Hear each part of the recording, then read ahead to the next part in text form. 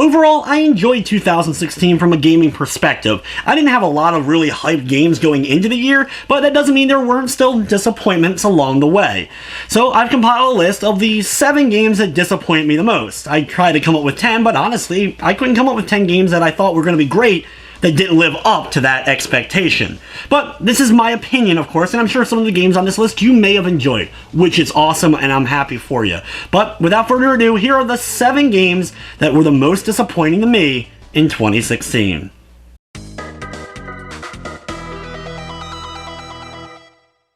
Kicking off this list is the newest game, well, the newest release game, but it's a re-release of a retro game in Wild Guns Reloaded. This game is an awesome action-packed retro experience that pretty much identical to the classic Wild Guns game from the Super Nintendo.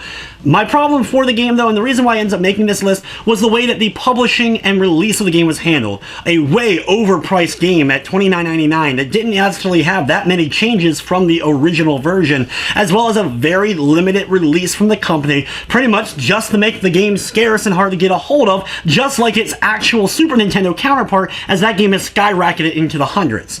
While not disappointing from a gameplay perspective, as I still really did enjoy it, the company disappointed me with the way they ended up releasing Wild Guns Reloaded.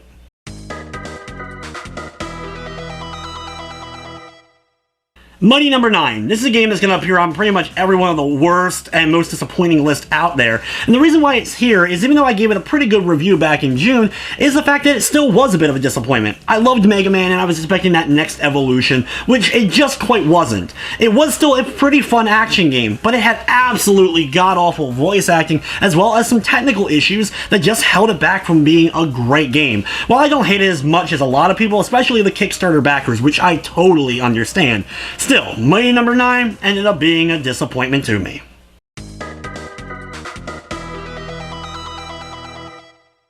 Dead or Alive Extreme Beach Volleyball 3. You may be wondering, why does this game end up making the list? Well, not only because of it, the way it was released, the fact that it didn't come to North America or Europe, it was only released in Japan and the Asian market, whereas we had already gotten Dead or Alive Extreme Beach Volleyball 1 and Extreme Beach Volleyball 2 when they were originally released.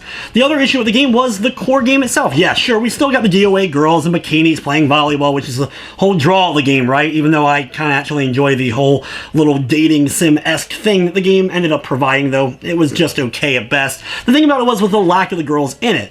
The DOA roster is quite big now, and even thrown in other characters from other series like Ninja Gaiden, but you only had a small handful of them available in this, and the way to decide to go about it by having the Japanese store downloads for themes or costumes for DOA 5 dictate who ended up making it in, just ended up leaving me disappointed with some of the characters I would have liked in not making it.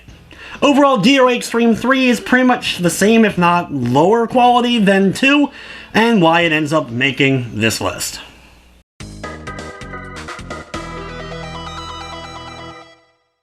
Street Fighter V is another game that's probably going to be on a lot of people's list, and while I was excited for the game, even with my favorite character not being included in Sagat, it was the relatively limited roster, with so many Street Fighter characters not making it, and then of course more being added as DLC, as well as not even including a full story mode for the game once it launched. It felt like a very much incomplete demo of a game that has slowly gotten better, but the reason why it makes this list is because of its high price point at launch, and the fact that we didn't even have the complete game. If they had released it for a lower price and had some more DLC later on, or just did things a bit differently, it probably wouldn't have made it, as it still is a pretty fun fighter, though I still prefer Street Fighter IV.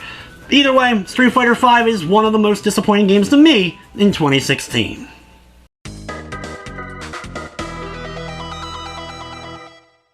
When it comes to licensed games, it's probably not a good idea to kind of have any kind of hype for a game, but TMNT Mutants in Manhattan, I had to admit I was looking forward to it. Being created by Platinum Games, the creators of Bayonetta, and lots of other great action titles, and when I actually enjoyed the Legend of Korra game they did, I was expecting something at least competent. Unfortunately, I got a very lackluster game that didn't even feature local co-op, though there was online co-op, thankfully, and it wasn't really the same. Along with a lot of objectives, while it kind of changed up the levels each time you played a bit, the objectives that you were able to complete were pretty boring, like disarming a bomb or just walking rocks from one side of a screen to another, or gold, or whatever it may be. Overall, TMNT Mutants in Manhattan just ended up being another lackluster licensed title.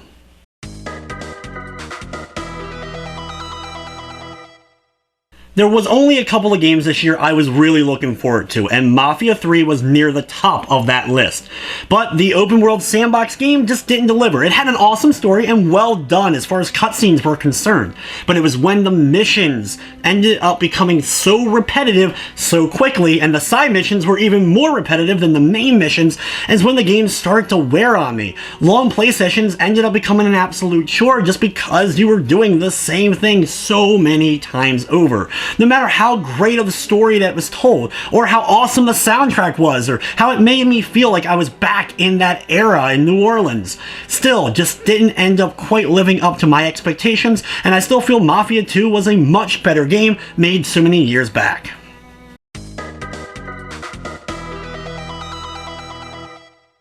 Some are going to be upset that this ends up making my #1 spot, but The Last Guardian was a game that I've been waiting so long to finally have in my hands, and a game that had so much charm and potential to it. Some really heart-wrenching moments and really kind of awe moments as I was playing through it.